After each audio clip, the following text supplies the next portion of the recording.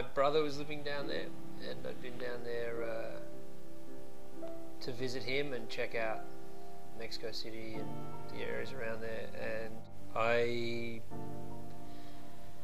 particularly liked the apartment he was staying in, and it happened to have a piano. When I had nothing to do and he was at work and stuff, I would just sit there and play the piano and sing and play the guitar. And I liked how it sounded, and I had a really good time down there, and so I thought that it might be interesting to just go back to that place and try recording some songs.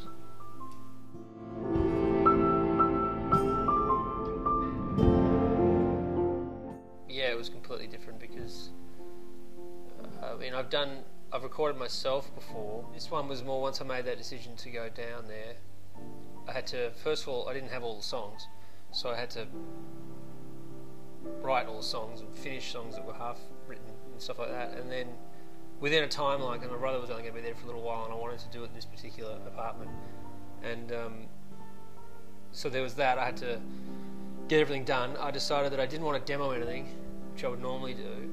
I wanted to go down there with everything just in my head and try doing it that way. And then the other thing that was different was that I had to take gear there, sort of set up somewhere where I had no gear.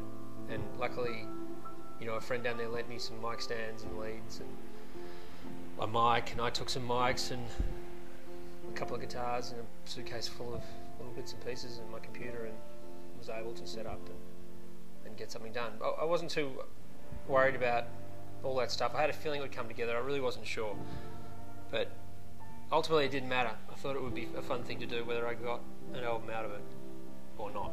It would be interesting.